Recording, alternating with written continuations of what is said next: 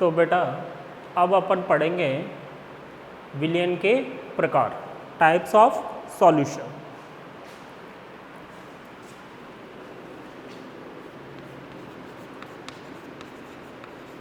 विलियन के प्रकार, types of solution. तो कल अपन ने देखा विलियन क्या होता है, विलेय क्या होता है और विलायक क्या होता है, ठीक है। फिर उसके बाद में अपन ने बात करी समांगी और विषमांगी विलियन की। तो विषमांगी विलियन की अपने को स्टडी नहीं करनी है, मतलब स्टडी कर रहे अपन समांगी विलियन की, क्योंकि वास्तविक विलियन कौन सा है अपने पास, समांगी विलियन। तो यहाँ पर शब्द है ओनली विलियन, तो विलियन का मतलब क्या समझा जाएगा, समांगी विलियन, ठीक है। तो विलियन के प्रकार का मतलब हो गया समांगी विलियन के प्रकार, ठीक। तो प्रकार में पहला प्रकार है अपने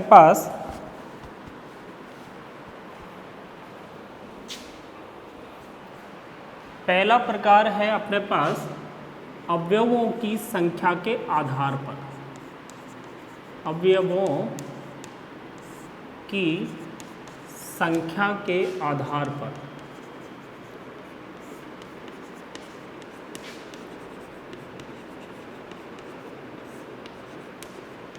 ठीक है जी।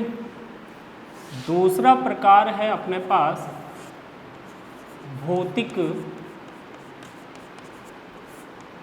अवस्था के आधार पर,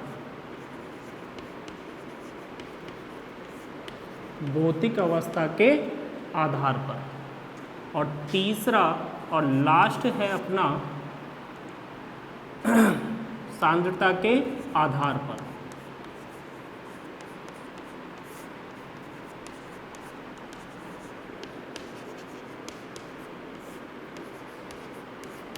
ठीक है।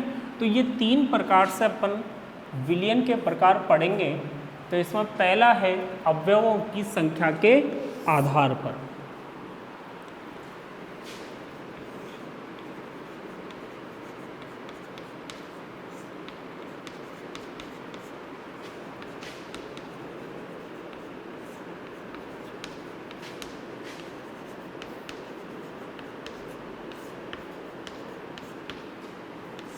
तो अवयव का मतलब क्या होता है,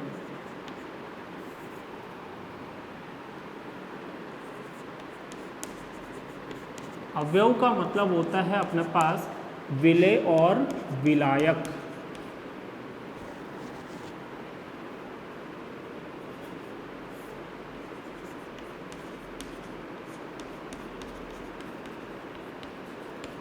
ठीक है।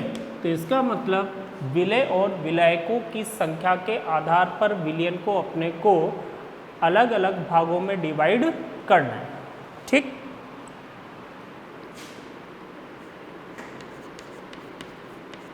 तो विलेय की संख्या,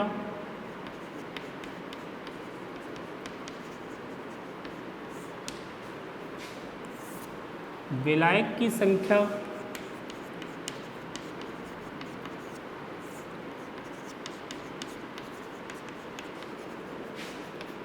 और लास्ट है अपने पास विलियन का प्रकार।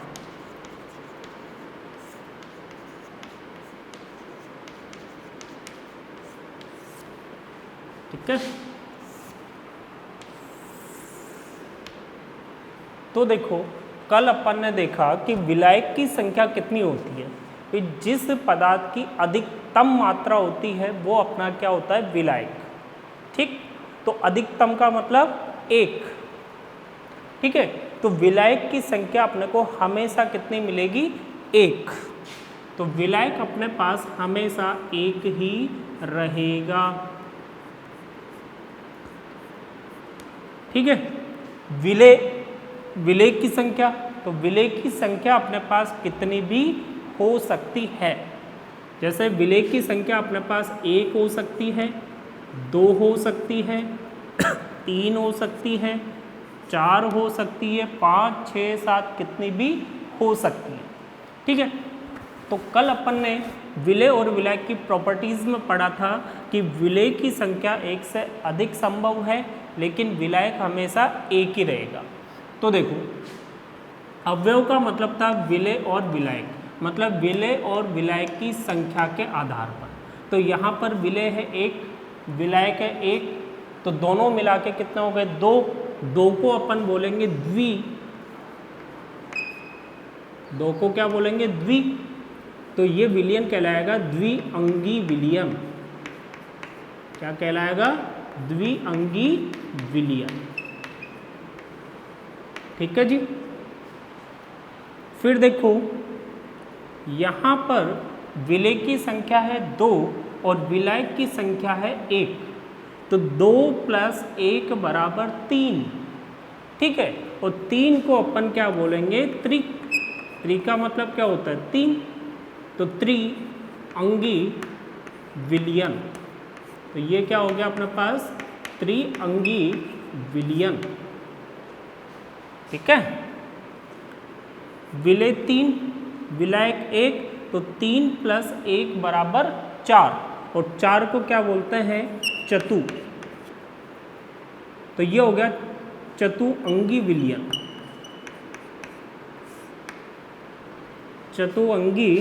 चतुरंगी विलयन।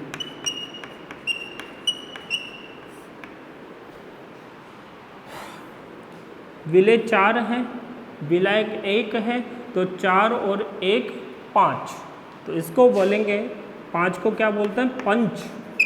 तो पंचअंगी विलयन।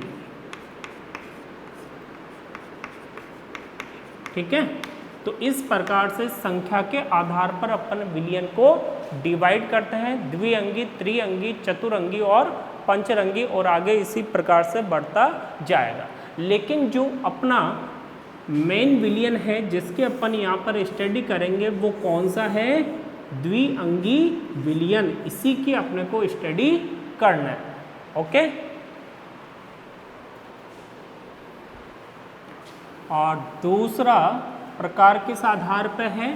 भौतिक अवस्था के आधार पर।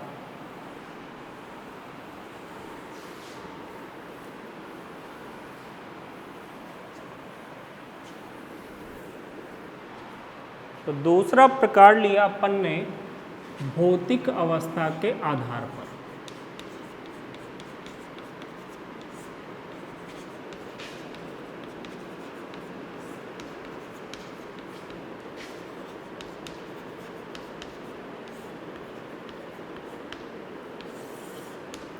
ठीक है, तो ये टॉपिक पढ़ने से पहले अपन यहाँ पर लेते हैं कि विलयन की पहचान कैसे की जाए, विलय और विलायक की पहचान कैसे की जाए।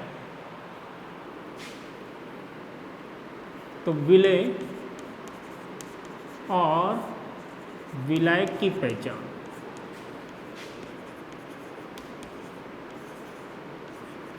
ठीक है, तो सबसे पहले पहचान करने का तरीका क्या होता है? जो अपन ने कल देखा था कि 20% solution of ethanol and water, 70% solution of ethanol and water. ठीक है, मतलब अपने को मात्रा दी हुई है, तो मात्रा के आधार पर विलय और विलायक की पहचान कर सकते हैं।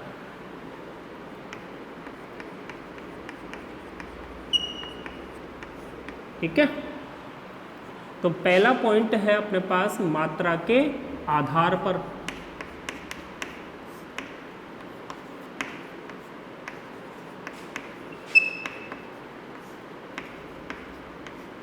ठीक है जी, और कैसे पहचाना जा सकता है? सेकंड तरीका है कि जिसमें मिला रहे हैं अपन, जैसे मैंने बोला पानी में मैंने नमक मिलाया, तो नमक को मिलाया मैंने, तो जिसको मिला रहे हैं वो विलय है और जिसमें मिला रहे हैं वो विलायक है। मैंने बोला कि नमक में मैंने पानी मिलाया, शब्द देखो, एक तो बोला मैंने पानी में मैंने नमक मिलाया, एक बोला मैंने नमक में मैंने पानी मिलाया। क्या दोनों लाइन एक ही है? नहीं है। ठीक है, तो नमक में मैंने पानी मिलाया, तो नमक यहाँ पर क्या हो गया? विलायक, क्योंकि नमक में मिलाया जा रहा है। कौन मिला रहे हैं? किसको मिला रहे हैं? पानी को। तो पानी हो गया विलेय और नमक हो गया विलायक। ठीक है, तो जैसे जल में नमक, जल में अल्कोहल,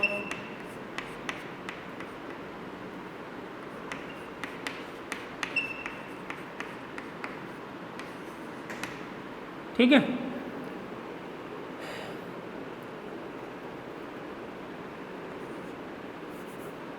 शक्कर में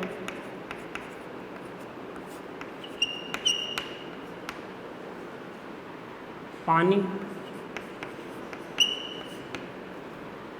अब देखो, जल में मैंने जल में नमक मिलाया, तो किस में मिलाया? जल में। तो ये तो क्या हो गया? विलायक। क्या मिलाया? नमक। तो नमक क्या हो गया? विलेय।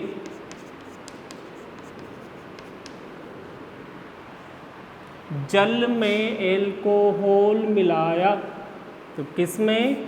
जल में। तो जल क्या? विलायक। एल्कोहल क्या? विलेय। शक्कर में पानी मिलाया, तो शक्कर क्या हो गई? विलायक। पानी क्या हो गया? विलेय। तो इसका मतलब में अगर बीच में आ रहा है, में अगर बीच में आ रहा है, तो में से पहले वाला कौन? विलायक। में से पहले वाला कौन होगा? विलायक होगा। ठीक है, और में के बाद वाला कौन होगा? विलेय होगा। ठीक है जी, तो एक इस प्रकार से अपने को दिया हुआ हो सकता है। उसके बाद और क्या तरीका है? देखो, मैंने इसको लिखा, मैंने NaCl प्लस H2O, ये प्लस की फॉर्म में भी दिया हो सकता है। C2H5 एल्कोहल प्लस H2O, ठीक है, H2O प्लस शुगर,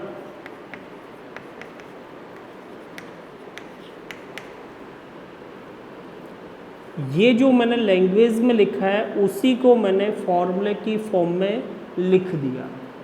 ठीक है, मतलब बीच में क्या लगा दिया? प्लस। यहाँ बीच में क्या लगा हुआ था? में, तो बीच में लगा हुआ अपने पास प्लस। ठीक है, तो प्लस लगा हुआ है, तो जो पहले वाला होगा वो क्या होगा अपने पास? विलेय। और जो बाद वाला होगा वो क्या होगा?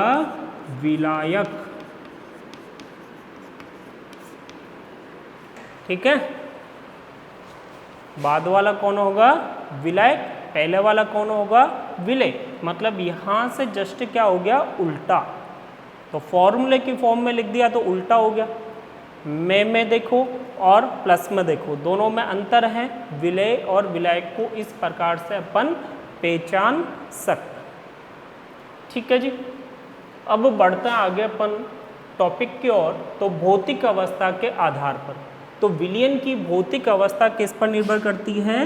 विलायक की भौतिक अवस्था पर। ये कल मैंने बताया था कि विलयन की भौतिक अवस्था,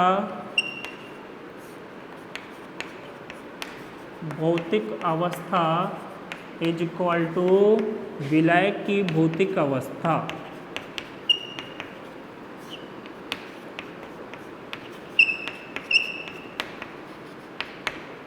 ठीक है, तो दोनों की भौतिक अवस्था क्या रहेगी? समान रहेगी।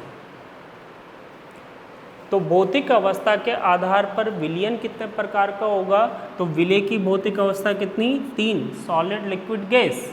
और विलायक की कितनी 3, सॉलिड लिक्विड गैस, तो 3 गुणा 3 बराबर 9। तो भौतिक अवस्था के आधार पर विलयन कितने प्रकार का, 9 प्रकार। ठीक है, अब ये 9 प्रकार देखो कौन कौन से हैं।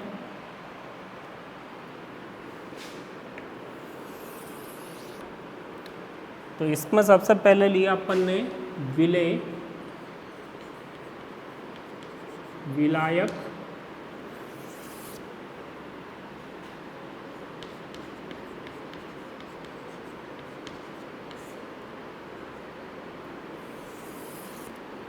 विलयन और इसके उदाहरण।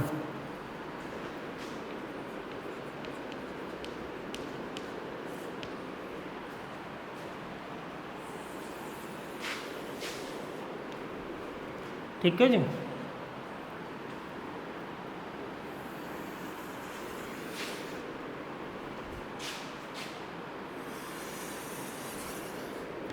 ये जो टेबल है आपके कोलाइड स्टेट में भी आएगी। तो देखो अपने पास विलायक है सॉलिड, ठोस, द्रव और गैस। अगर अपने पास विलायक ठोस है तो विलयन की भौतिक अवस्था भी क्या रहेगी, ठोस। तो इसको क्या बोला जाएगा, ठोस विलयन। क्या बोलेंगे, सॉलिड सॉल्यूशन, ठोस विलयन।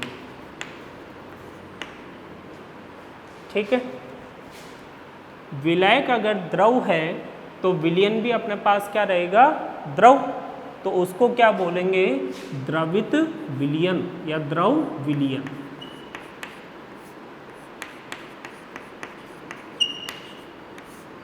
द्रवित विलयन। विलायक अगर गैस है तो विलयन भी कैसा होगा, गैस। तो उसको बोलेंगे गैसीय विलयन।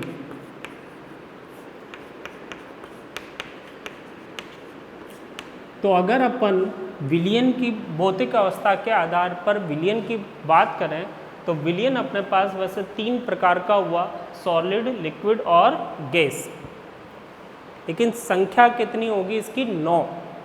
इनमें भी 3-3 प्रकार होंगे। ठीक है, देखो कैसे कि विलायक तो अपने पास ठोस है, लेकिन विलय आपके पास सॉलिड, लिक्विड और गैस तीनों ही प्रकार का हो सकता है। Solid, liquid, gas, solid, liquid और गैस, सॉलिड, लिक्विड और गैस। मतलब ये वाला सॉल्यूशन कौन सा हो गया, सॉलिड प्लस सॉलिड, ठोस में ठोस। ये वाला कौन सा हो गया, लिक्विड प्लस सॉलिड, ठोस में द्रव। ये वाला कौन सा हो गया, गैस प्लस सॉलिड, मतलब ठोस में गैस। ये वाला कौन सा हुआ, सॉलिड प्लस लिक्विड, मतलब द्रव में ठोस। ये लिक्विड प्लस लिक्विड, द्रव में द्रव। और ये वाला गैस प्लस लिक्विड, मतलब द्रव में गैस। ये सॉलिड प्लस गैस, मतलब गैस में ठोस। ये लिक्विड प्लस गैस, मतलब गैस में द्रव। और ये गैस प्लस गैस, मतलब गैस में गैस। तो टोटल अपने पास विलयन कितने प्रकार का हो गया, 9 प्रकार। ठीक है। अब इसके एग्जाम्पल की बात करें तो सॉलिड इन सॉलिड, ठोस में ठोस। तो मिश्र धातुएं, मिश्र धातुएं। तो जो मिश्र धातुएं होती है, जैसे पीतल, जैवराती सोना। जैवराती सोने में क्या होता है, सोने के अंदर क्या मिलाते हैं, तांबा। तो तांबा भी क्या है, ठोस है, और सोना भी क्या है, ठोस है। ठीक है। तो मिश्र धातुएं जितनी भी होगी तो वो विलयन कौन से प्रकार का हो जाएगा, सॉलिड इन सॉलिड। दूसरा विलयन है लिक्विड इन सॉलिड, मतलब ठोस के अंदर क्या हो, द्रव, ठोस के अंदर क्या हो, द्रव। तो इसका एग्जाम्पल है पनीर। पनीर में ज़्यादा मात्रा किसकी होती है, ठोस की, और द्रव की मात्रा कम होती है।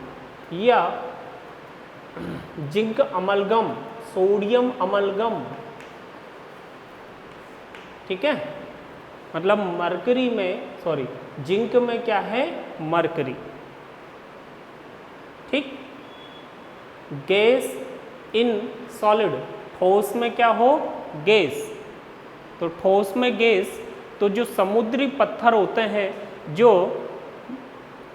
हनुमान जी ने प्रभु श्री राम के लिए जो राम सेतु का निर्माण किया था, उस समय जो पत्थर, जिन पत्थरों का उन्होंने प्रयोग किया था, तो वो पत्थर एक्चुअल में वो पत्थर नहीं थे, वो क्या थे, समुद्री पत्थर।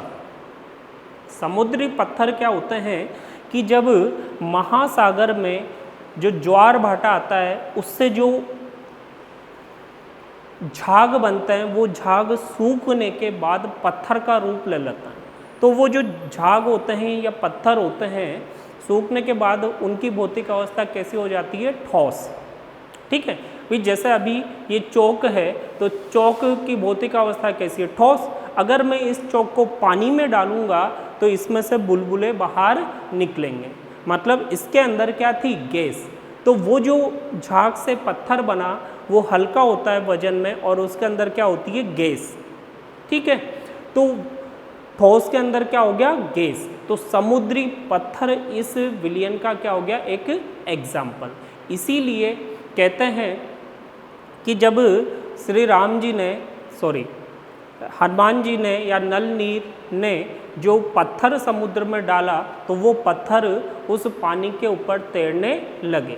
हालांकि धार्मिक मान्यता के अनुसार अपन कहते हैं कि राम नाम लिखे बिनु, मतलब राम नाम लिखने से वो पत्थर भी पानी के अंदर तैरने लग जाता है, ठीक है।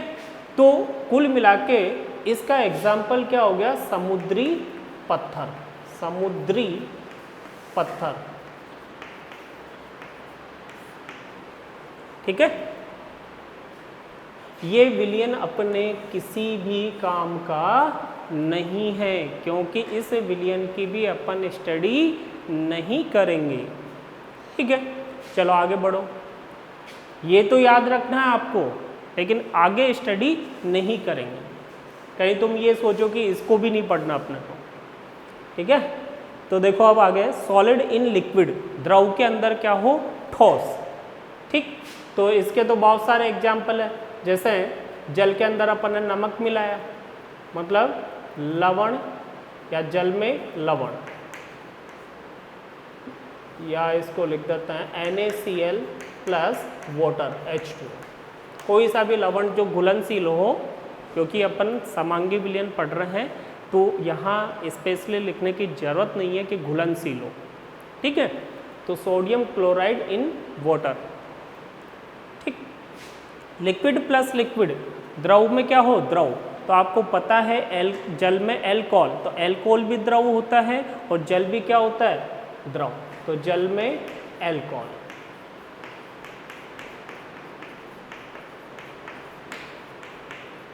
जल में एल्कोहल, ठीक है। फिर है गैस इन लिक्विड, मतलब द्रव में क्या हो, गैस।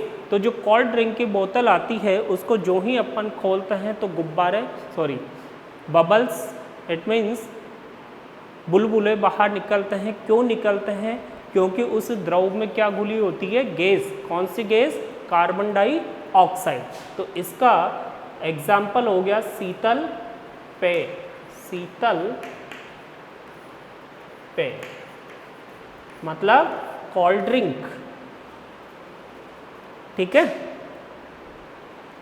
लास्ट सॉल्यूशन देखो, इसकी अपने को स्टडी करनी है। ये जो आगे इस चैप्टर में अपन पढ़ेंगे वो केवल और केवल किसके बारे में पढ़ेंगे, द्रव विलयन के बारे में।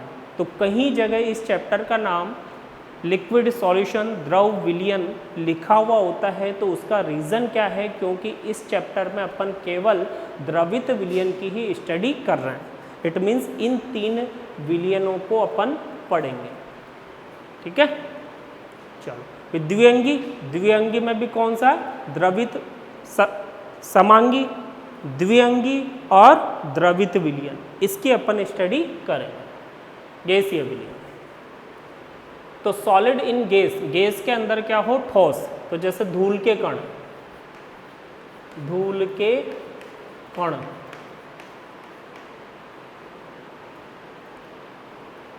Liquid plus gas, liquid in gas मतलब हवा के अंदर क्या हो? द्रव। तो जल वाष्प, जो बादल वगैरह होता है, मानसून होता है, तो जल वाष्प। ठीक है, गैस इन गैस तो हवा। अब हवा में क्या होता है? नाइट्रोजन, ऑक्सीजन, तो ये गैसों का मिश्रण ही तो होता है। तो जिसमें विलायक कौन है? अगर तुम्हारे से पूछा जाए कि हवा में विलायक कौन है, तो आपका आंसर क्या होगा?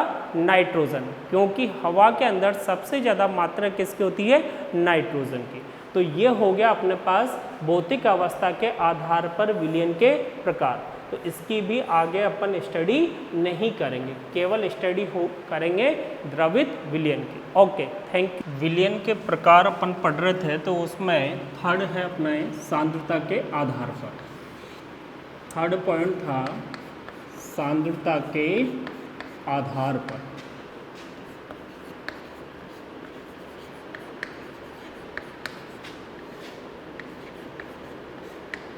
ठीक है, तो सांद्रता के आधार पर विलयन को अपन ने 5 भागों में बांटा। पहला है तनु विलयन,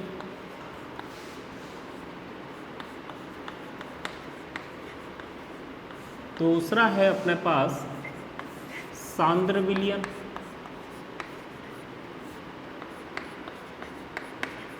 और तीसरा है अपने पास असंतृप्त विलयन।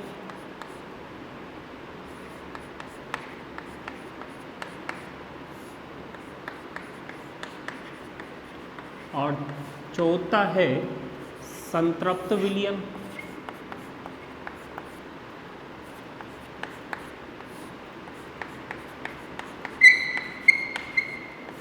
पांचवा है अति संतृप्त विलयन।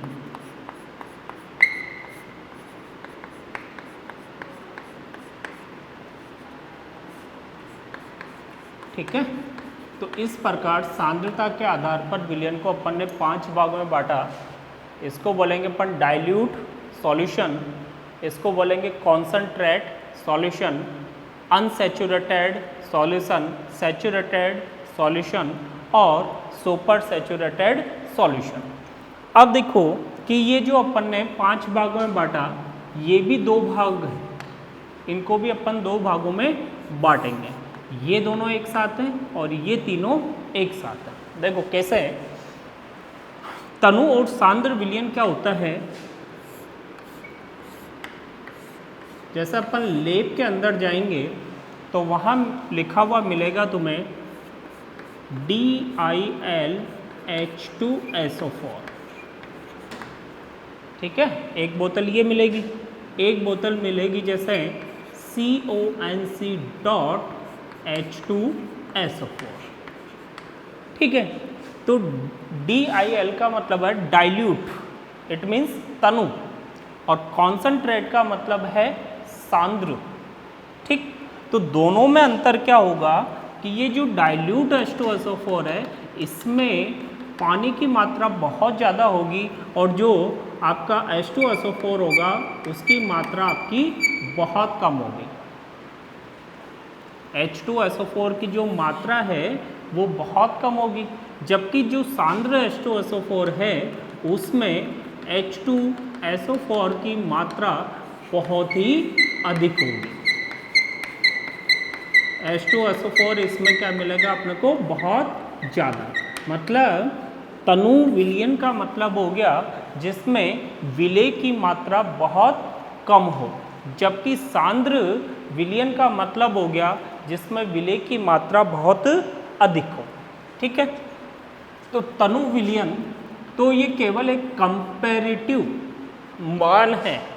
जैसे आपने को 2-3 सॉल्यूशन दे दिए कि जैसे एक सॉल्यूशन है जिसकी सांद्रता 1m है, दूसरा सॉल्यूशन है जिसकी सांद्रता 1.5m है, तीसरा सॉल्यूशन है जिसकी सांद्रता 2m है। अगर अपन इनकी सांद्रताओं में तुलना करें, जैसे ये दोनों, अगर अपन ये दोनों विलयन लेते हैं तो ये तो हो जाएगा तनु और ये क्या हो जाएगा, सांद्र विलयन। भाई ये वाला विलयन इसकी तुलना में तनु है और ये क्या हो गया, इसकी तुलना में सांद्र। लेकिन अगर अपने को ये दो विलयन अगर दिए जाए, ठीक है, तो इसकी सांद्रता कम है तो ये क्या हो गया, तनु, और ये क्या हो जाएगा आपका सांद्र विलयन। मतलब इसकी मात्रा, विलय की मात्रा अपने पास फिक्स नहीं है, केवल अपन तुलना कर रहे हैं कि भाई एक विलयन में विलय की मात्रा बहुत कम है और दूसरे विलयन में विलय की मात्रा बहुत अधिक है। ठीक है, तो केवल मात्रा के आधार पर इसमें अपन तुलना करते हैं। मात्रा कितनी होनी चाहिए, ये कोई फिक्स वैल्यू अपने पास नहीं है। ठीक है, तो तनु विलयन का मतलब हो गया विलय की मात्रा कम, विलय की मात्रा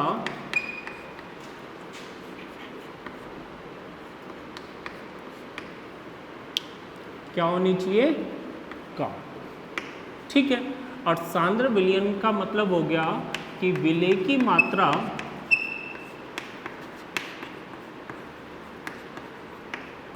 अधिक। ठीक, तो ये तो हो गया अपने पास तनु और सांद्र विलयन। अब इसके बाद में अपन बात करते हैं संतृप्त, असंतृप्त और अति संतृप्त विलयन की। तो देखो ये क्या होता है,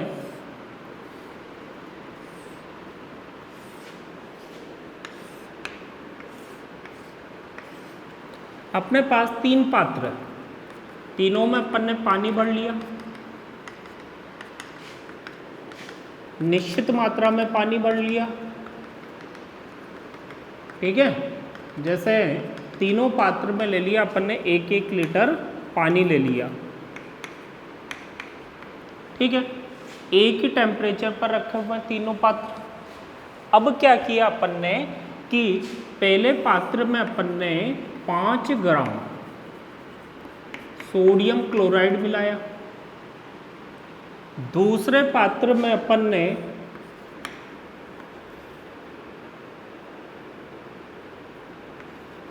25 ग्राम या 100 ग्राम सोडियम क्लोराइड मिलाया, और तीसरे पात्र में अपन ने क्या किया कि इसमें 500 ग्राम सोडियम क्लोराइड मिला दी।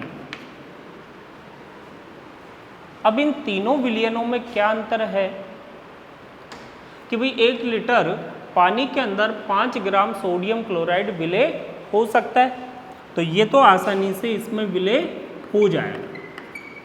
5 ग्राम सोडियम क्लोराइड आसानी से 1 लीटर पानी में विलय हो जाएगा। ठीक है, 100 ग्राम सोडियम क्लोराइड है, ये भी इस 1 लीटर पानी में विलय हो जाएगा। ठीक है, लेकिन आसानी से नहीं होगा, केवल ये अंतर है, यहाँ आसानी से हो जाएगा, यहाँ पर नहीं होगा, लेकिन विलय हो जाएगा, ये अपन ने मान लिया।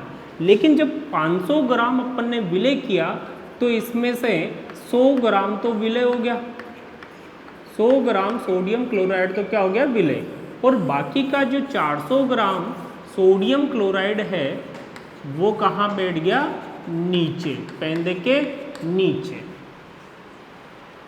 मतलब 1 लीटर पानी में कितना विलय हो सकता है, 100 ग्राम विलय हो सकता है, ये अपन ने माना है। ठीक, तो इस प्रकार से अपने पास 3 विलयन हो गए। एक विलयन तो ये है कि जिसमें अपन 95 ग्राम NaCl और मिला सकते हैं, इतना और मिलाया जा सकता है। ठीक है, एक विलयन ऐसा है कि जिसमें अगर 1 ग्राम भी अगर अपन मात्रा बढ़ा दें सोडियम क्लोराइड की तो 1 ग्राम क्या बन जाएगा, अवक्षय। मतलब इसमें जितना विलय हो सकता उतना अपन ने विलय कर दिया। अब इससे ज़्यादा विलय होना संभव नहीं है। मतलब सोडियम क्लोराइड की अधिकतम मात्रा अपन ने क्या कर दी, विलय कर दी। मतलब जितना संभव है उतनी मात्रा अपन ने विलय कर दी।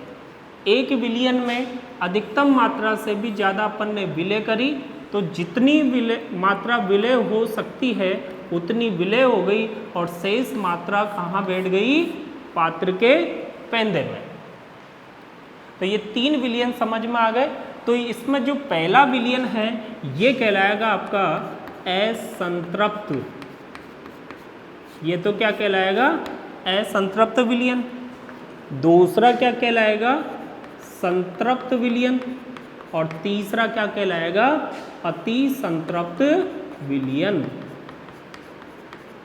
अति संतृप्त विलयन। तो ये 3 प्रकार के विलयन अपने पास हो गए।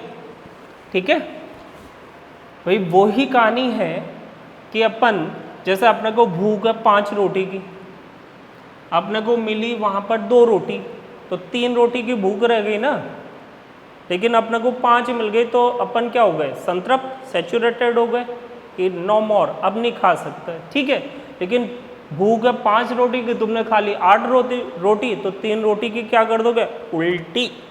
क्या कर दोगे, उल्टी से वो 3 रोटी आपकी बाहर निकल जाएगी। तो वो क्या कर दिया अपन ने, अति सर्वत्र वर्जिते। ठीक है, तो ये हो गया आपका अति संतृप्त विलयन। अब इनको परिभाषित कैसे करें, तो असंतृप्त विलयन किसे कहेंगे, एक ऐसा विलयन जिसमें विलय की और अधिक मात्रा को विलय किया जा सकता है, और ज़्यादा विलय कर सकते हैं। संतृप्त विलयन किसे कहेंगे, वह विलयन जिसमें विलय की अधिकतम मात्रा घुली हुई हो, विलय की अधिकतम मात्रा घुली हुई हो। अति संतृप्त विलयन किसे कहेंगे, वह विलयन जिसमें विलय की मात्रा अधिकतम मात्रा से भी अधिक हो, तो वो कहलाएगा आपका अति संतृप्त विलयन। अब इसमें से तीनों विलयन में से जो अपना इंपॉर्टेंट है वो कौन सा है, संतृप्त विलयन। या इस चैप्टर के लिए इन 5 में सबसे इंपॉर्टेंट कौन सा है, अपना संतृप्त विलयन। ये इंपॉर्टेंट सॉल्यूशन है। ठीक है, तो असंतृप्त विलयन की परिभाषा क्या हो गई, वह विलयन जिसमें विलय की और अधिक मात्रा विलय की जा सकती है। तो वह विलयन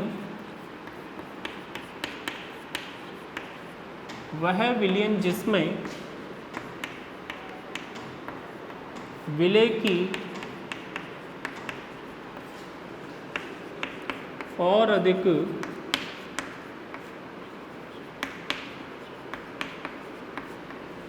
मात्रा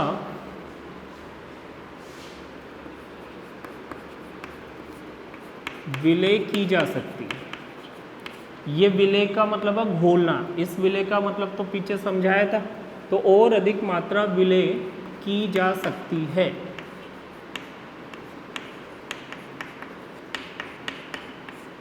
ठीक है, संतृप्त विलयन, तो वह विलयन जिसमें विलय की अधिकतम मात्रा घुली हुई हो, तो वह विलयन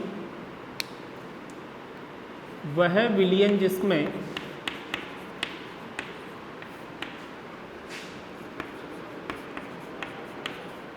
विलय की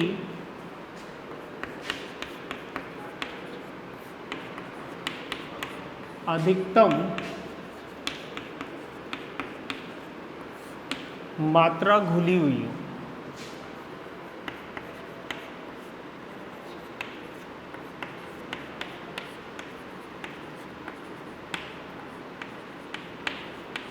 ठीक है जी। और अति संतृप्त विलयन वह विलयन जिसमें विलय की मात्रा अधिकतम मात्रा से भी अधिक हो, तो वह विलयन जिसमें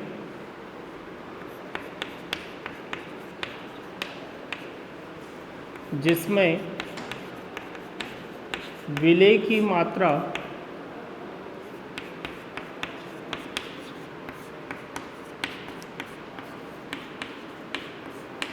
अधिकतम मात्रा से भी अधिक हो, या अधिकतम मात्रा से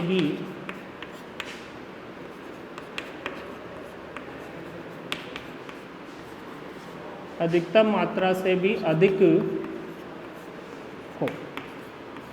ठीक है, तो ये हो गया अपना संतृप्त विलयन या विलयन के प्रकार। ठीक, तो अलग अलग कैटेगरी में अपन ने डिवाइड किया विलयन को, और ये अपन ने देखा। अब अपन बात करते हैं यहाँ पर अगले टॉपिक की। तो अगले टॉपिक का नाम है अपना विलेयता। क्या नाम है? विलेयता, सॉल्युबिलिटी, विलेयता।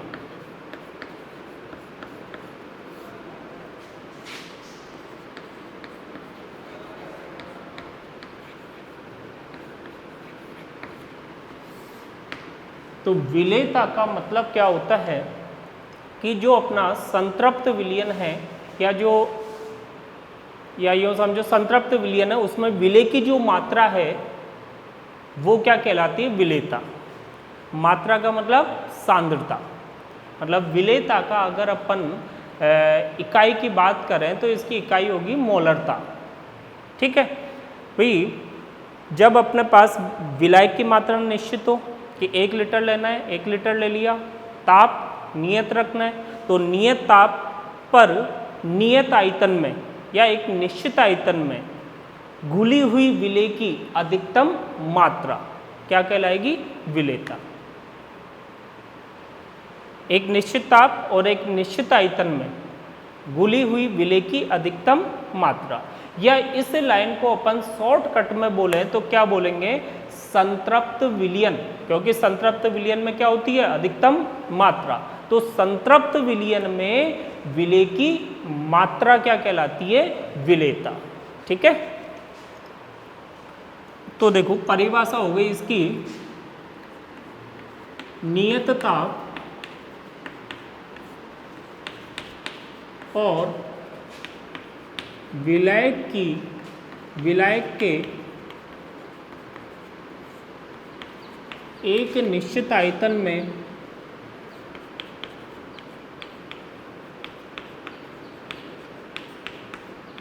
विलायक के एक निश्चित आयतन में नियत ताप और विलायक के एक निश्चित आयतन में घुली हुई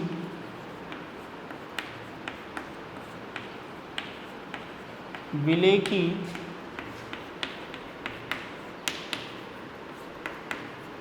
अधिकतम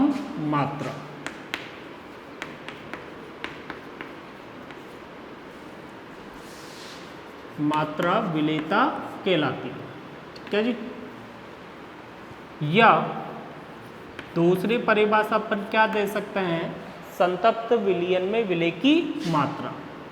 संतृप्त विलयन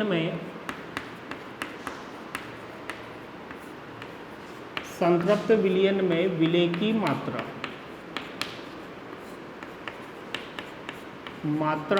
विलेयता कहलाती है। तो ये परिभाषा हो गई अपनी विलेयता, इट मीन्स सॉल्युबिलिटी की। ठीक है, अब इसके बाद अपना अगला टॉपिक है विलेयता को प्रभावित करने वाले कारक। विलेयता को प्रभावित करने वाले कारक।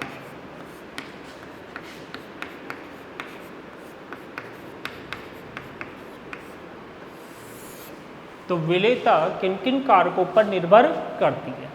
ठीक है, तो अपन सबसे पहले यहाँ पर लेंगे विलयन का प्रकार। जो अपन ने देखा था कि अपन कौन से विलयन की स्टडी करेंगे यहाँ पर? लिक्विड सॉल्यूशन की। तो लिक्विड सॉल्यूशन अपने पास 3 प्रकार का था, solid plus liquid, liquid plus liquid और गैस प्लस लिक्विड। तो इन तीनों विलयनों की अपने को विलेयता की स्टडी करनी है। तो इसमें पहला विलयन लिया अपन ने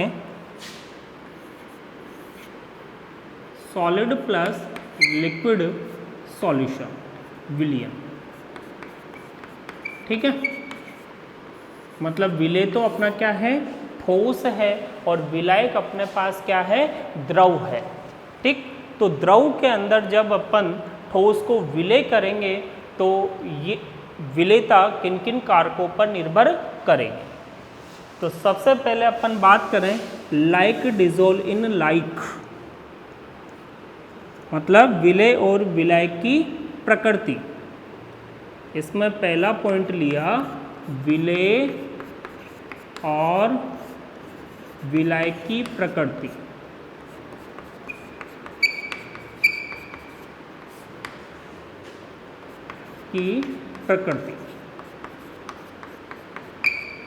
ठीक है।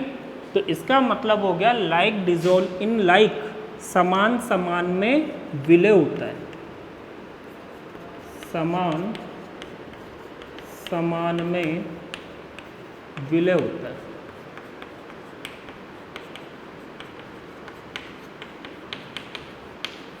जैसे सोडियम क्लोराइड को अगर मैं जल में विलय करूं, सोडियम क्लोराइड को अगर जल में विलय करूं तो जल में विलय हो जाएगा।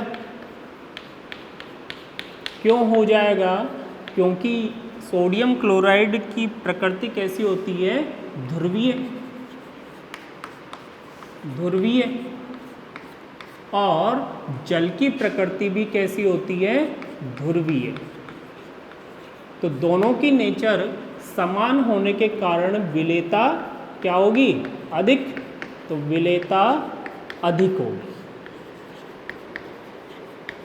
ठीक है जी।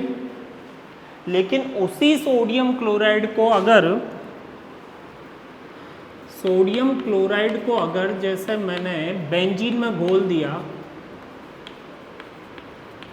तो ये तो आपका ध्रुवीय है, लेकिन बेंजीन क्या हो गया आपका अध्रुवीय, अध्रुवीय,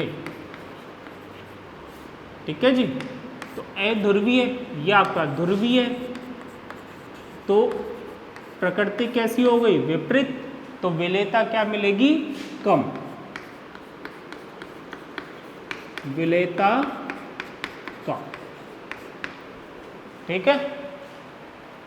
फिर बात करते हैं अपन सेकंड फैक्टर की, जालक ऊर्जा और जलयोजन ऊर्जा। जालक ऊर्जा और जलयोजन ऊर्जा।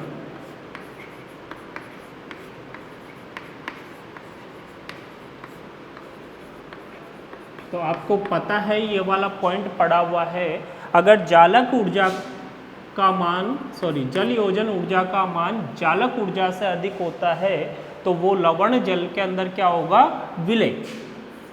तो जलयोजन ऊर्जा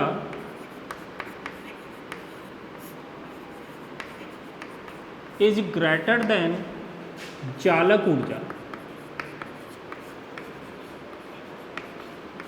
तो विलेयता क्या होगी, तो विलेयता अधिक होगी। फॉर एग्जाम्पल, सोडियम क्लोराइड को जल में विलय किया तो आसानी से विलय हो जाता है। तो इसका मतलब सोडियम क्लोराइड की जलयोजन ऊर्जा का मान जालक ऊर्जा से अधिक है, ठीक है। सेकंड पॉइंट की बात करें, अगर जालक ऊर्जा का मान जलयोजन ऊर्जा से अधिक हो,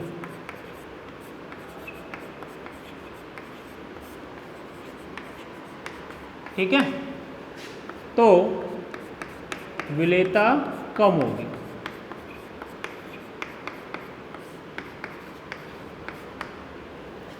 ठीक, जैसे silver chloride AgCl plus H2O, तो ये भी अपने पास ध्रुवीय है। इस वाले पॉइंट से देखें तो ये भी ध्रुवीय है और ये भी ध्रुवीय है, तो क्या हो जाना चाहिए, विलय। तो ऐसा नहीं है कि प्रकृति समान होने पर विलेयता अधिक होगी, ठीक है, प्रकृति तो समान होनी चाहिए। फिर उसके बाद अपन क्या देखते हैं, जलयोजन और जालक ऊर्जा। अगर जलयोजन ऊर्जा अधिक है तो विलेयता अधिक होगी और जालक ऊर्जा अधिक है तो विलेयता कम होगी।